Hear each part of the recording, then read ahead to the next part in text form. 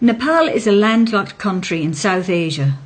It is bordered by the People's Republic of China to the north and by India to the south, east and west. The Himalaya mountain range runs across Nepal's northern and western parts, and 8 of the world's 10 highest mountains, including the highest, Mount Everest, lie within its borders. Kathmandu is the capital and the largest city of Nepal. The city is situated in Kathmandu Valley, which also contains 2 other cities, Patan and Bhaktapur. The city stands at an elevation of approximately 1,370 metres and is inhabited by about 700,000 people. Kathmandu is the most developed city in Nepal.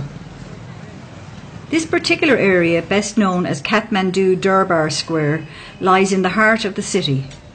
Most of the temples here, both Hindu and Buddhist, are built in the pagoda style, embellished with intricately carved exteriors. Built in the late 17th century, this temple is one of the most impressive. Its 9-step brick base gives it the size which dominates the skyline of the square. The wooden doorways, pillars, windows and struts are beautifully carved. There are images of Hindu deities both inside and outside the shrine. The palace complex was the royal Nepalese residence until the 19th century and is the site of important ceremonies, such as the coronation of the Nepalese monarch. The palace is decorated with elaborately carved wooden windows and panels. The entire palace complex here is named after a monkey god called Hanuman. One can see a huge stone statue of Hanuman painted all red right next to the main entrance of the palace. Hanuman here is regarded as a powerful protector of the entire Durbar Square. Hanuman Palace complex consists of a huge royal square, imposing a tremendous variety of temples dedicated to different Hindu gods and goddesses. Most of the buildings we see here date from the 15th to the 18th century. This huge stone image of Bhairav represents deity Shiva in his destructive manifestation. It is undated, but was set in its current location by King Pratap Malla after it was found in a field north of the city. This is the most famous Bhairav, and it was used by the government as a place for people to swear the truth. Though decreased from its original size and attractiveness from its earlier 17th century architecture, the Kathmandu Durbar Square still displays an ancient surrounding that spans around 5 acres of land. It has palaces, temples, quadrangles, courtyards, ponds, and images that were brought together over 3 centuries. The Durbar Square, protected as a UNESCO World Heritage Site, is the social, religious and urban focal point of the city. It is also a busy trading area, with taxis, fruit sellers, rickshaw drivers, tourist guides and souvenir sellers all waiting for business.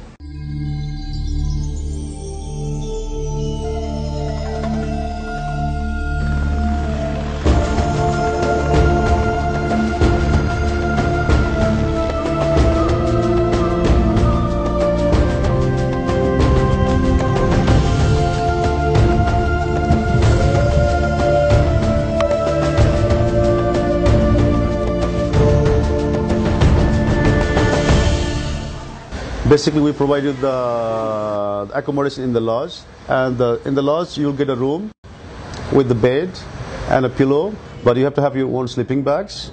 But still, some of the lodges, they have you have a common bathrooms you have to share with other people's, and some guest houses, the hot showers are available, but sometimes you have to pay additional.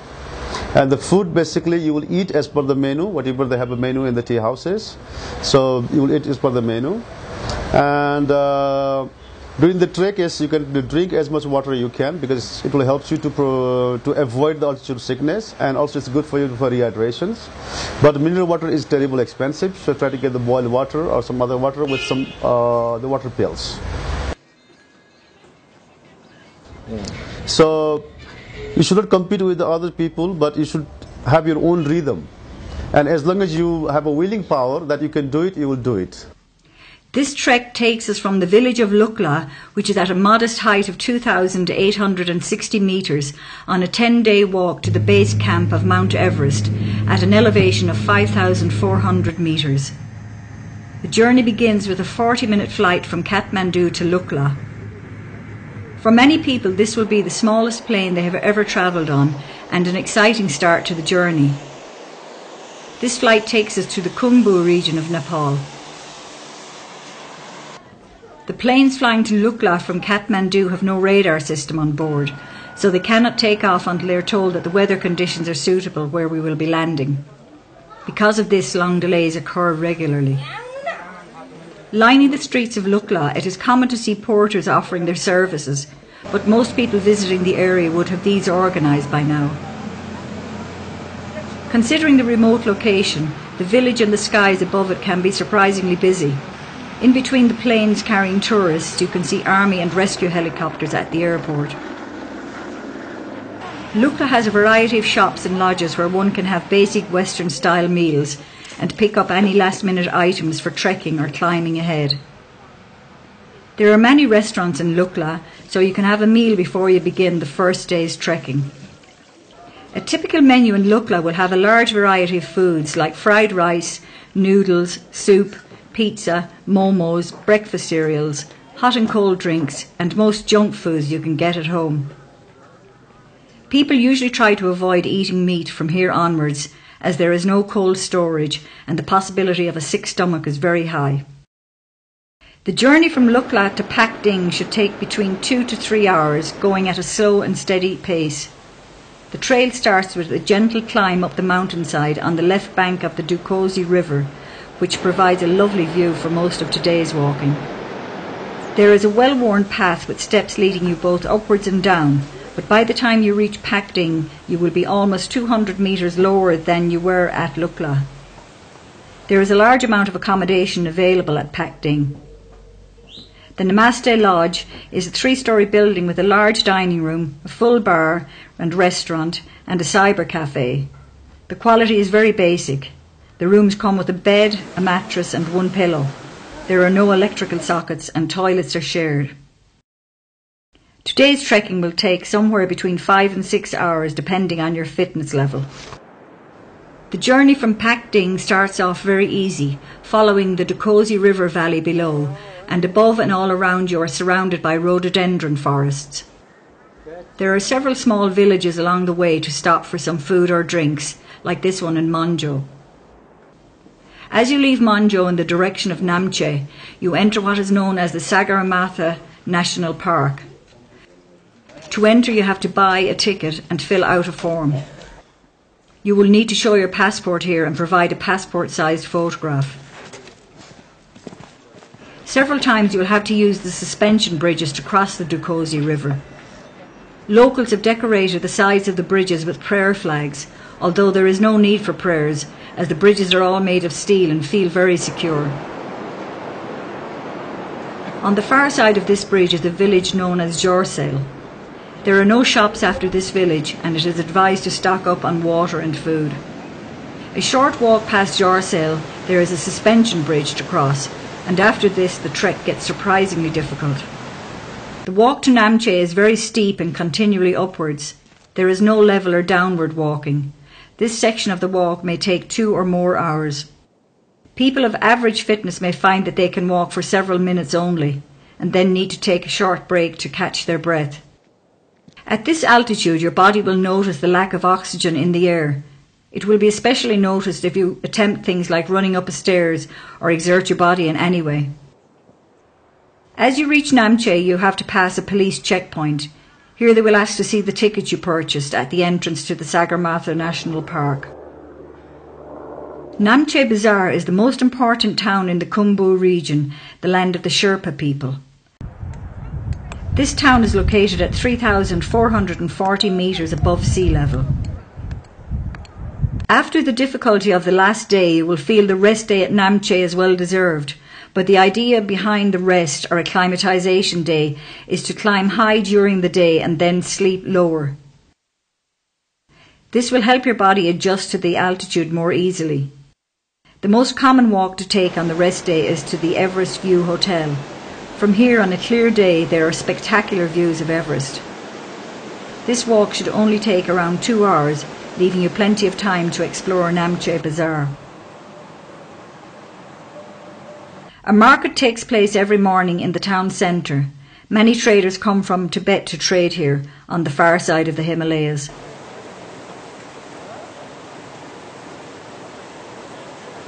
Looking from a distance, it looks like a second-hand clothes market, with everything spread out on the ground, but in fact most of the goods you will find here are new imitation climbing gear. There is a big difference between the tourist prices and local prices, so if you want to buy something here and have a porter or a guide, get them to make the purchase for you.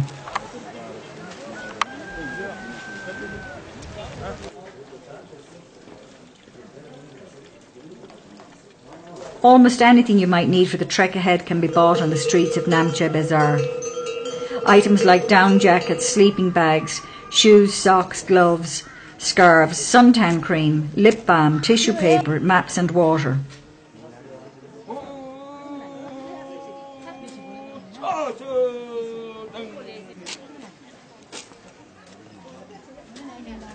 Namche Bazaar has many internet cafes, making it one of the few places in the region where trekkers can access the internet. The internet cafes connect via satellites, and so the resulting connection speed is slow. The village also contains a German bakery, well known in the region for providing good quality Western food, including pizza. The walk from Namche to Tengboche should take between 5 and 7 hours. It begins with a very steep and tiring walk up out of the village. There is a large amount of construction taking place in Namche, with many new lodges being built. The sound of stone being cut is very quickly replaced with the sound of the wind blowing in the trees and the calming sound of the yak bells. The atmosphere has changed so quickly. Tengboche Monastery can be seen in the distance on a clear day, as well as the summit of Everest. After about 20 minutes walking, the ground levels off and you'll find your pace increase. After an hour or two of level, easy trekking, you have to walk downhill, losing much of the altitude you gained over the last day, so you can use this old bridge to cross the river.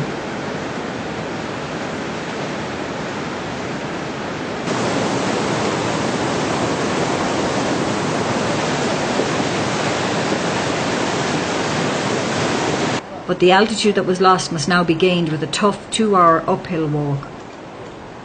Most people will stop here and have their lunch before attempting to make the final push for Tengboche.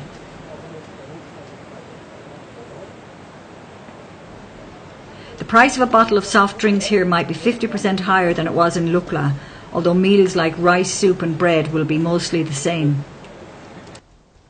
The lack of oxygen in the air is really noticeable at this stage. Only the Sherpas seem to be able to scale this steep hill at a reasonable pace. Everyone else is choosing to take it slow and steady.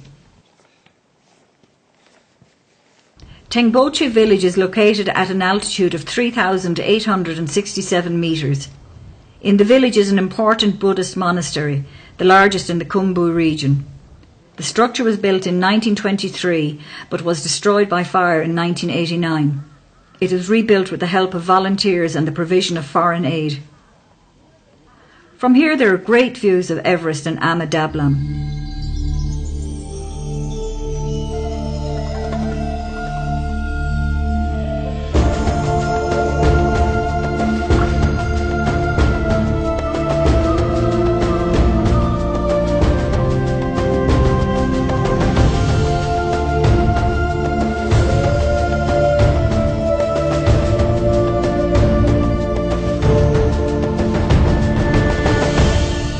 All the traffic heading towards Everest passes through the centre of Tengboche.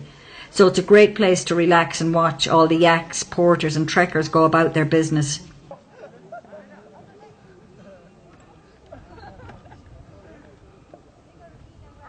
There is a large green area in the centre of the village for camping and several lodges to choose from.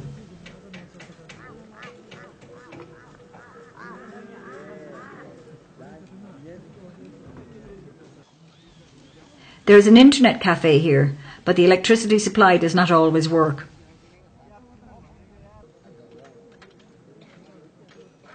There is a bakery in the centre of the village which claims to be the highest in the world, and at nearly 4,000 metres it's easy to believe.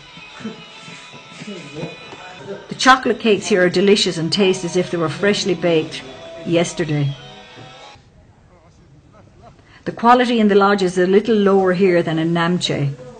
The dining area is uncomfortable, with a small stove only providing heat to the people sitting directly around it. Most people will eat their food by 7 p.m. and go to bed.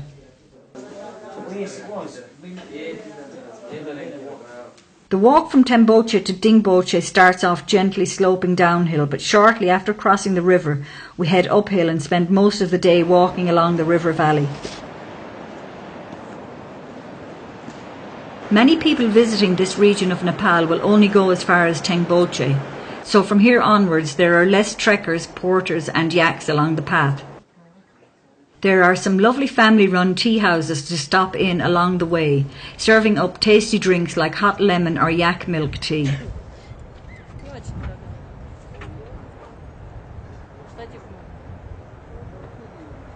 Overall it is an easy but long day's trekking, with the journey taking up to 6 hours.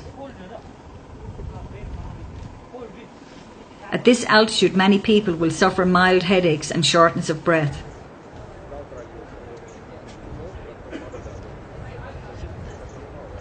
The village of Dingboche is located in the Chukung Valley at an altitude of 4,530 metres.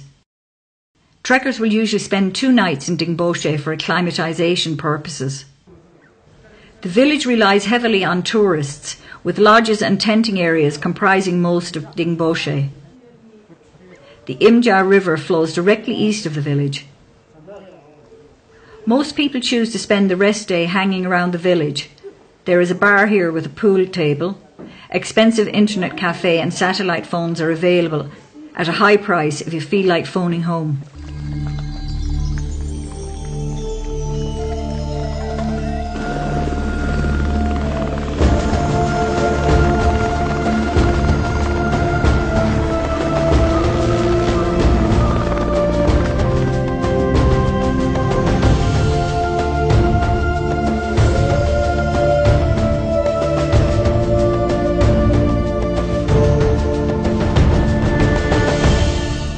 The day starts off with a steep climb up the edge of a hill, providing a great view down into the Chukung Valley, with Island Peak visible at its end.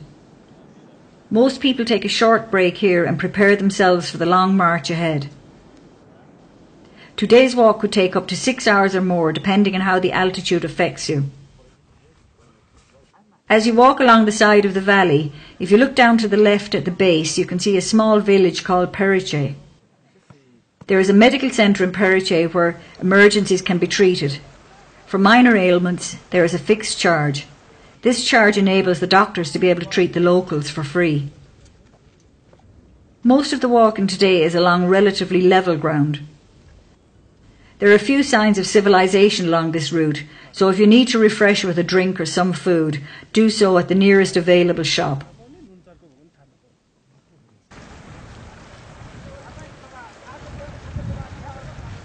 For the last hour or two, the ground becomes steep and rocky until you reach the small village of Dingboche. Compared to places like Dingboche or Tengboche, there is not really much here. 2 or 3 lodges and a camping area make up Dingboche. The village is quite exposed, and the high winds can cause a lot of dust to blow around the village. Because of this, most trekkers choose to relax indoors. The number of trekkers passing through this village can vary greatly, and it is common for there to be no accommodation available. Guests may be asked to share a room with a stranger or even sleep on the dining room floor. There is no way around this, as the nearest lodge is many hours' walk away.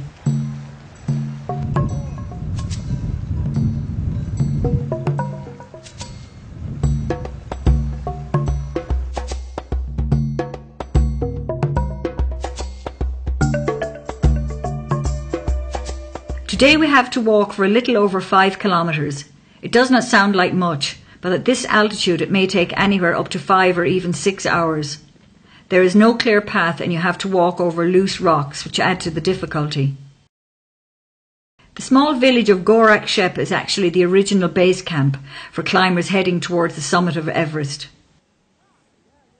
The small village is located at the base of a peak called Kalapathar, which appears as a big brown bump below the impressive south face of Pommery. Many trekkers in the region of Mount Everest will attempt to summit Kalapathar, since it provides the most accessible point to view Mount Everest from base camp to peak. Due to the structure of Everest, the peak cannot be seen from base camp.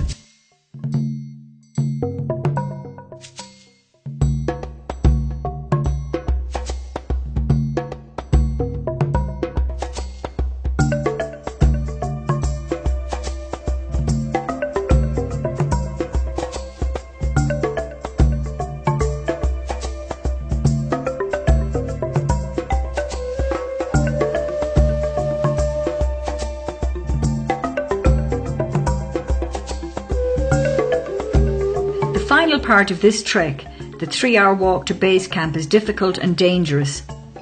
There are several crashed helicopters in the base camp region. Because the air is so thin at this altitude, landing and taking off can be difficult.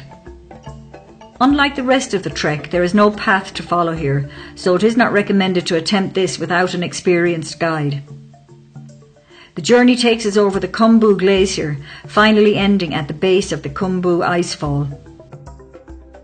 You can say you are at base camp when you are looking up the Khumbu Icefall. The icefall is regarded as one of the most dangerous stages of the South Col route to Everest summit. Depending on what time of year it is, you may see the tents of support crews for climbers attempting to summit Everest. The months of April and May being the busiest times at base camp.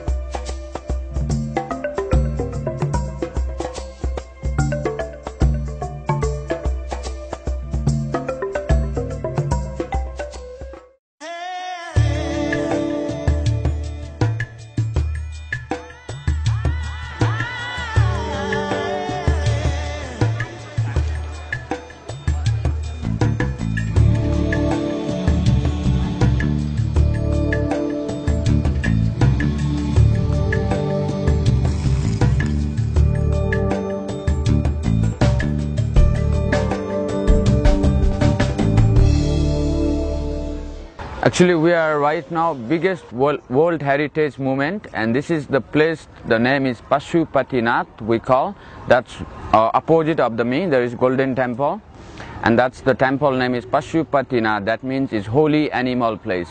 That's why around here you can see, if you go after, you can see the monkey, cow, dog, snake, rat, tiger, lions, deer, and ox. Those are 9 animals not allowed to kill, because those are transportation of our Hindu god as Ganeshes. Like human beings, we have transportation, the aeroplane to far to travel, and for car, taxi, bus. As Hindu god, we have different animals, and they are not allowed to kill, they are sacred. And near the temples, we have the cremation ghats over here, front of me. There is the place which is like a triangles, and almost there is some women are cry, and almost they are waiting for family relatives. And we have totally the 7 platform here, and rest of round platform, that's for meditation. In here we can see 60, 65, and for triangles are cremation, and we burning here for during the day, in one day, more than 30 to 35 bodies are. And sometime as well as more also, and sometime as less also, 10 to 15. As in 24 hour, we have during the night also, day, morning, every time, because this is the biggest temple. We have 80% Hindus in Nepal, and they cannot bring 80 persons, because 10% they are staying mountainside, 10% border of India, and when they die, the 20%, and almost they are like carry the body, you know, the like a bed of bamboos, and they take bank up any river. And almost we are like 60%, if they die, 40% hospital home, the cremated here immediately, soon as possible. And like 20% we are sick, we go hospital, as doctors say no more hope, and they likes to die, most of people, and they bring in this place here. We have other side. If we go to the next side, we see the white building near the temple. That's the White House, which is people are waiting for die. You can see the near the Red House, opposite of Red House there is white. That's the hospice where the people are waiting for die. Some are they bring from the hospital today morning, they die today evening. Some are they wait for 2 day, 3 day, 4 day. And that house they provide from government, dedicated of government. And there almost doctor, sister, medicines are free everyone here. And if they die, rich are, we burning next side, there is the separate platform for political persons. We burning the body natural material. It's cost 500 kilogram wood to burning for one body, and minimum 10 to 12 kilogram the butter of cow, buffalo, because to pure butter of cow, buffalo, we put between the wood, then body they have to burning fast as fast. And we cannot allow to put like a kerosene, sugar, oil, because that's the made from machine. The human bodies are all over the world, Europe, America, Australia, anywhere people are they born, humans are. Just we have different skin. Some of them they have white, some of them they have black, you know. Human bodies are they made from five natural materials, which is we call air, water, sky, heaven and earth. And we believe if we burning from natural material, then they mix into the air to the air, water to water, dust to dust. That's why we burning from natural material. And after families are, when they come, the body they put near the platform and they cover from white as orange clothes. Because we burn the naked, and when we die, the families are, they take the priest are higher caste. Because before the democracy time, we have according the caste system. And right now we don't have any more caste. And that's why all the people are, we believe they are same, equal, you know. And we have this 4 platform 12 years before, and 19, you know, 95. People are so many die, and they have to burn for one body 5-6 hours they have to wait. And that's why the government they build the 3 platform new, and that's why we have 7 platform over there. And almost like when they bring body here from hospital home, you know, when they brought here, then after the family relatives one by one they come queue by queue, and they are offering, they buy some in flower market, flower necklace, like red powder, orange powder, and they are offering into the body. And some rich people are, they are wearing, you know, the necklace of gold, and some are ring, silver, and that's never burning, you know. And they mix in ash, and they push into the river, the ash they push in river, and sometimes they are going south, and sometimes they found. And that's why they go to searching in there, if they are lucky, you know. And some of them not belongs to. This is the river, name is Bagmati, and this is come from the mountain, from the Himalaya. And this is the follows to the Ganges in mix in the Banarasi in India. And this river name is Bagmati, because this is come from the Himalaya, and they went more than 200 kilometers down in earth, and they come from the mouth of tiger. And that's why we call the Bagmati. Bagmati means, Bag means tiger, Mati means water. This is come from inside the tiger mouth, this water.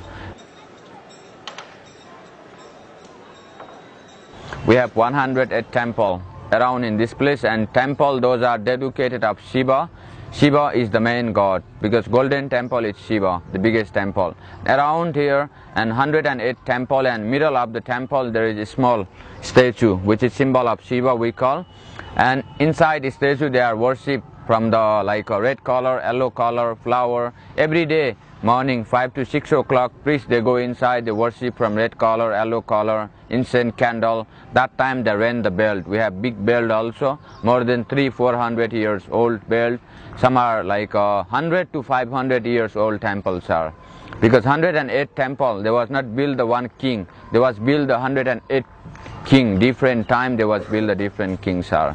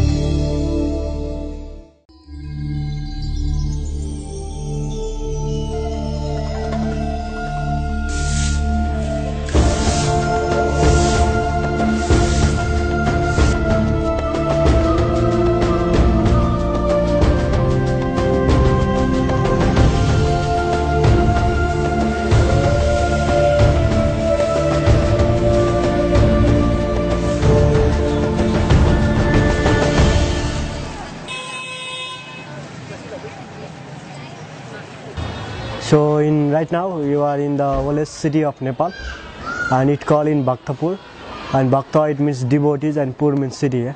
So actually until 16th to 17th century in our Nepal we have many separate kingdoms. It's a Kathmandu, Patan and Bhaktapur is the three different kingdom here. So right now you are in the Bhaktapur, and which is the 15 kilometer from Kathmandu valley.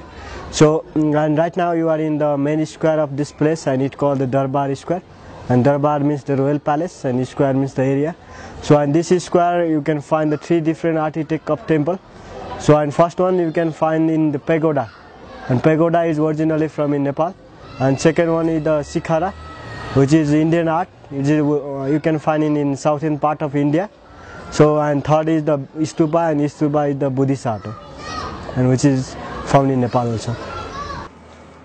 So in this Bhaktapur city, it is very famous for three different art and architect.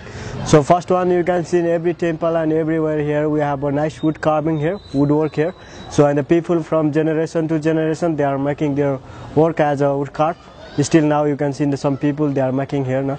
And second is the clay pot. The farmer they are making the pottery here. So and third is the painting, and which is very popular in this place. And there is one school, and you can see the 40 artists and 6 teachers from Tibet, and they are making the painting exhibition here. So and this is the three things is very popular in this city.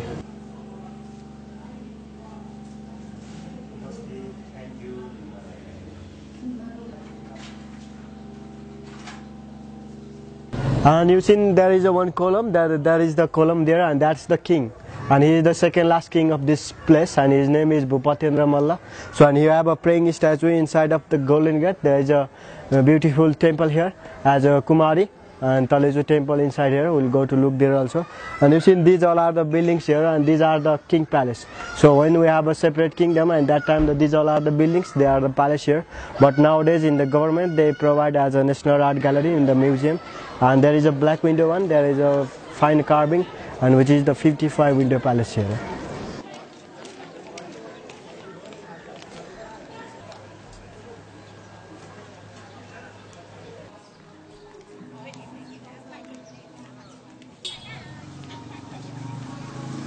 And you know actually in this pottery from generation to generation they are still making it here. So they have one wooden wheel, and inside of the wooden wheel they put in the clay, and after that they run by the sticks roundly 2-3 times, and after that they make it by their hand, and this is a typical one. No? And but nowadays they had a modern technique, and they put in the motor by electricity also. They are making the pottery here.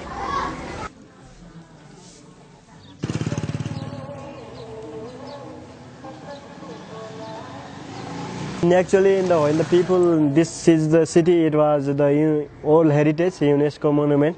So and some the people when they are making the houses, build the house like this, and the municipality they provide them for the nice woodwork, wooden door and windows for them.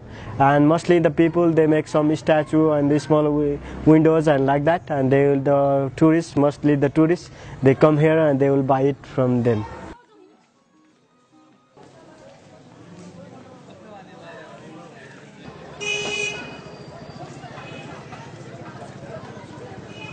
Mostly our incoming shows, some more than 80% people they are the farmer here in Bhaktapur city, and some people they do as a business.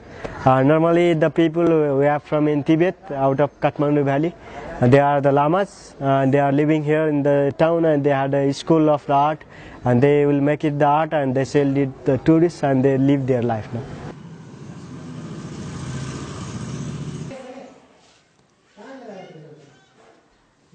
And actually the history, we have a full of history in these places, no? And you know in Nepal we have a separate kingdom. So at that time when we have separate kingdom in the Kathmandu valley, so this is the capital city of Kathmandu valley. So there is a one king, and he have 3 sons, and they all want to be the king, no? And he divide the 3 different states as a Kathmandu, Patan and Bhaktapur. So after that we have a 3 states here. So until during that time we have only one kingdom, and this is the capital city of Kathmandu valley. So when he have a 3 brother son, and they are 3 brother, and they all want to be the king, and king he divide the 3 different states.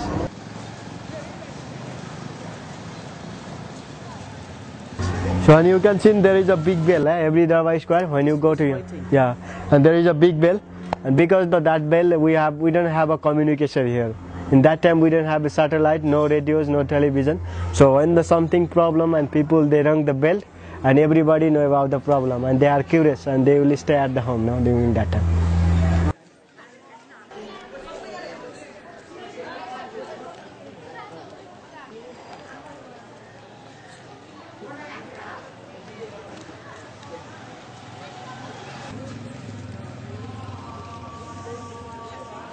And it is altogether we have a 6.0 square kilometer in this city.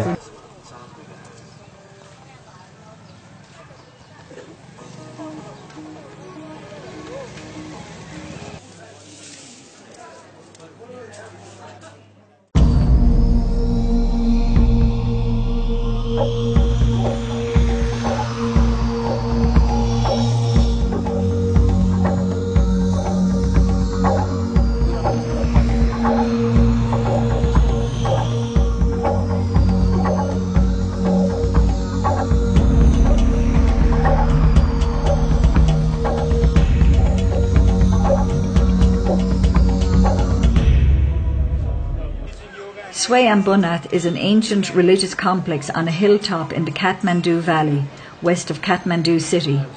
It is also known as the Monkey Temple, as there are holy monkeys living in parts of the temple in the northwest.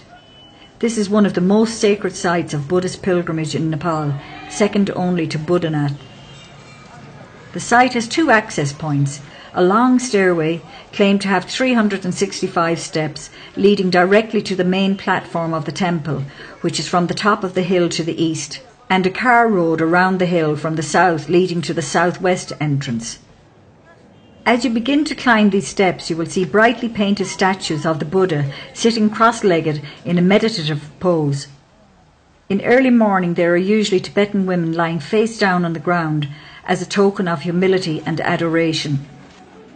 The first sight on reaching the top of the stairway is the Vajra. This is a large golden object that is believed to represent firmness of spirit and spiritual power. The complex consists of a stupa, a variety of shrines and temples, including a Tibetan monastery, a museum and a library. The stupa has Buddha's eyes and eyebrows painted on. Between them there is something painted which looks like a nose, but is in fact the Nepali symbol of unity.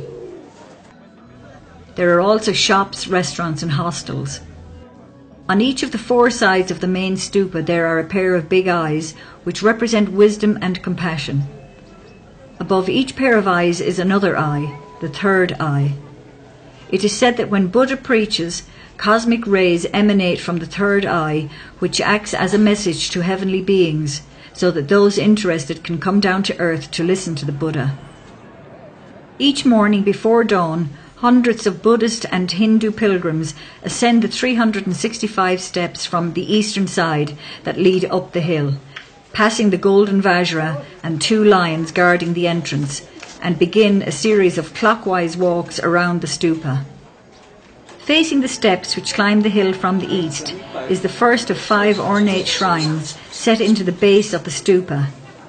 Each shrine, protected by a heavy metal gate, contains one of the Dhyani Buddhas and their consorts. The Dhyani Buddhas preceded the historic Buddha, who was born near the present-day city of Lumbini in the Terai region of Nepal. Each of the Dhyani Buddhas faces one of the cardinal directions, with the fifth, slightly to the left of the east-facing Buddha, representing the Buddha at the centre of the compass. Each of the 5 shrines is surrounded by exquisite gilded copperwork, for which the Kathmandu Valley is renowned. Between these shrines, facing the sub-cardinal directions, are shrines containing the consorts of 4 of the Dhyani Buddhas. Linking the 9 shrines is a long wall of prayer wheels and butter lamps.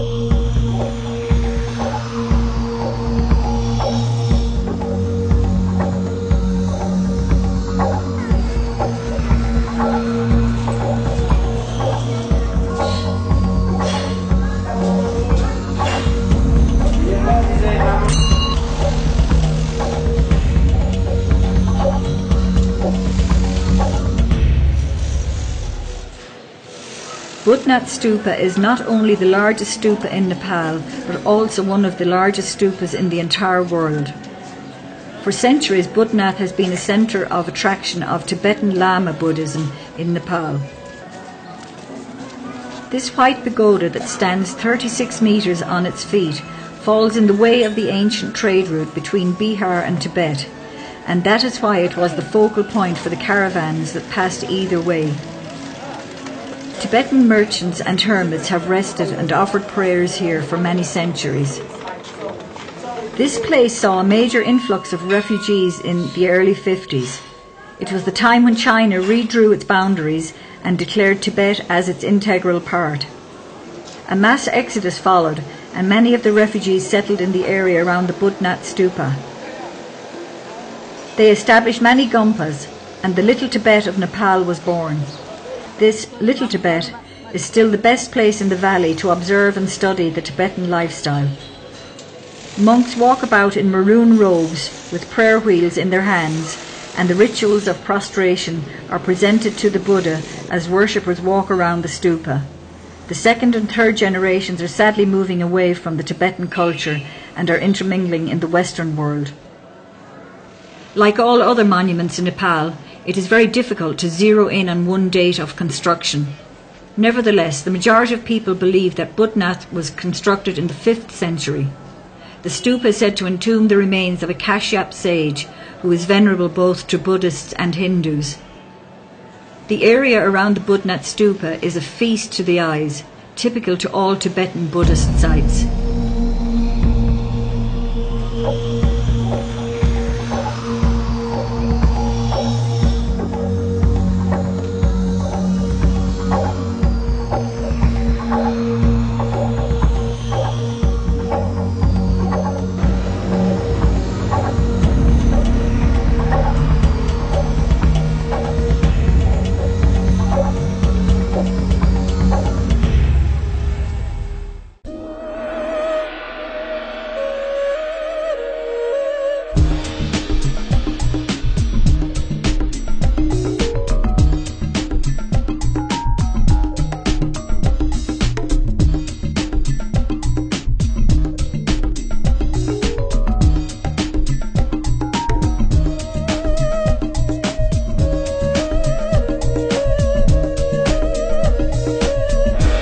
You are now in Patan Darbar Square, one of the second largest city of Nepal.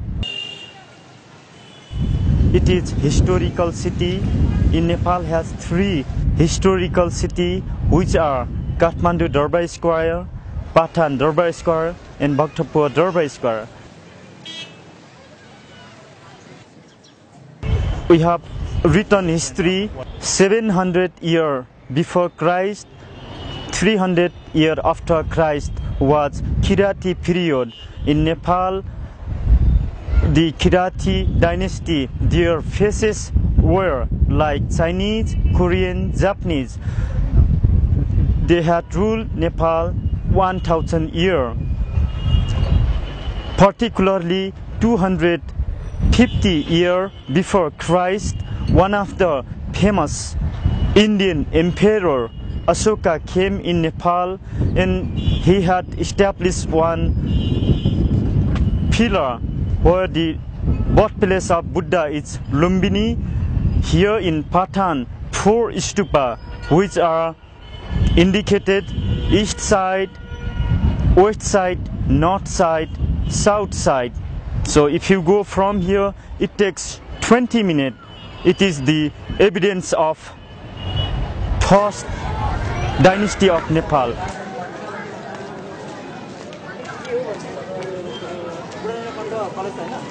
This temple is Shikhara style temple. We call Chinese, Tibetan, Nepali style temple, all made by stone.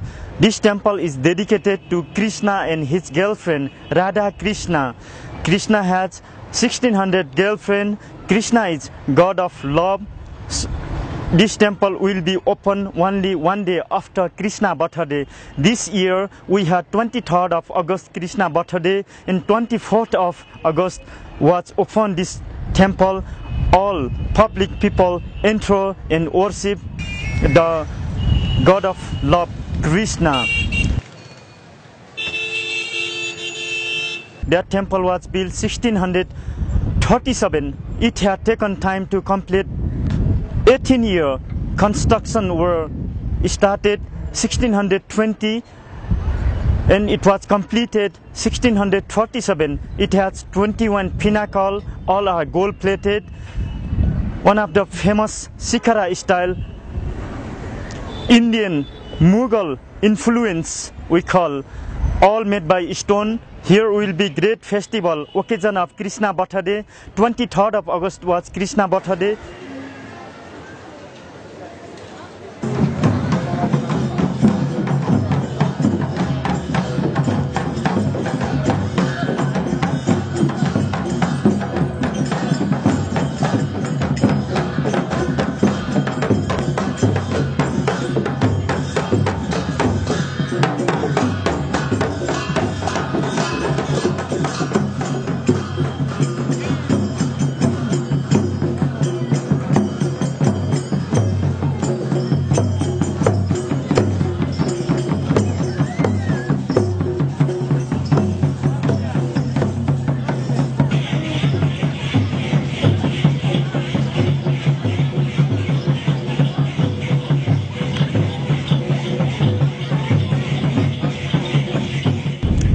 Patan is very famous for wood carving, metal carving.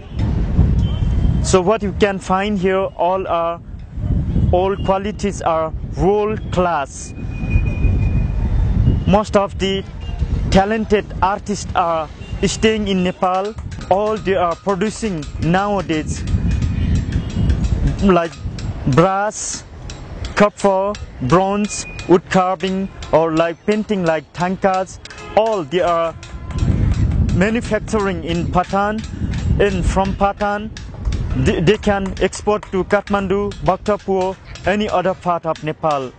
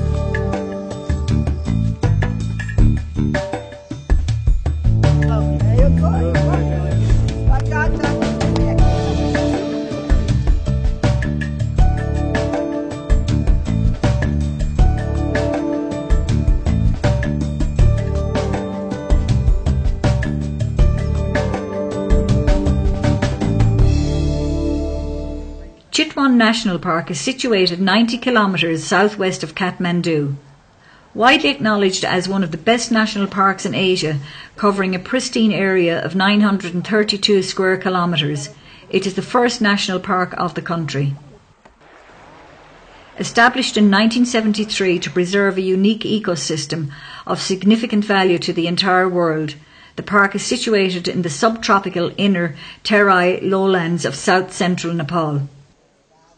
In the northwest section of the park is an island known as the Bandarjola, which is surrounded by the Narayani River. This unique island consists of a forest, tall grassland, marshland, numerous inlets and oxbow lakes. It is here that this jungle resort is located, offering the opportunities to experience the exciting life of the jungle. Visitors have ample opportunities to see a wide variety of big game and avifaunal species. Inside Bandarjola, you will experience wildlife at its best, as the topography of the forest, interspersed with large tracts of grassland, together with plenty of water within proximity, makes it a perfect setting for wildlife to thrive. The elephants seen frequently at the park are trained and tamed. The tamed elephants are used for elephant rides as well as to carry heavy loads in Chitwan. Every day the elephants will be brought to the river for their wash. Visitors will be invited to climb on board the elephants and experience the famous elephant shower.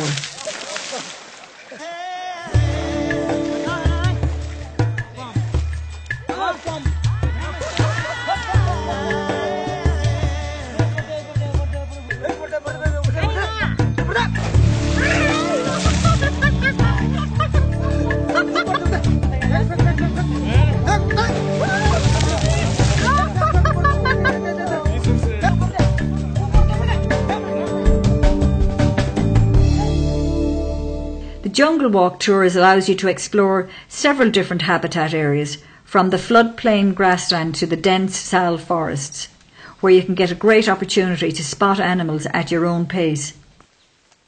Since it disturbs the animals less to walk through the forest, you usually have a better chance for discovering wildlife. When walking through the jungle, you will also get a chance to see the different kinds of plants and herbs in the national park. While taking the tour, it is common to come across holes in the ground dug by the sloth bears. Bear? Yeah, it's a bear dig the hole especially for the termite. It's quite a fresh one. At this stage of the walk, we are surrounded by 3 bears, which can be a frightening experience as the guides are armed only with wooden sticks.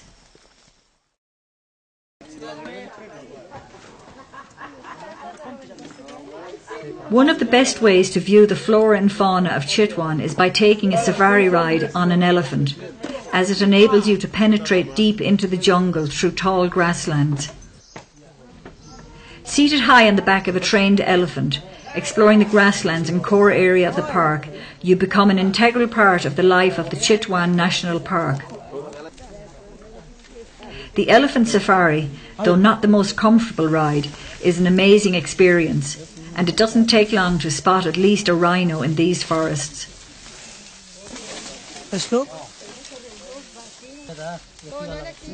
The park is home to the great one-horned Indian rhino, the world's 3rd largest land mammal. They feed on grass, which is also their normal habitat, and move alone or in groups.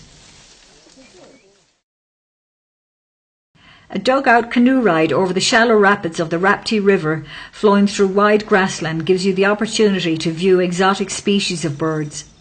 Crocodiles can be seen basking in the sun along the banks of the river, but always from a safe distance.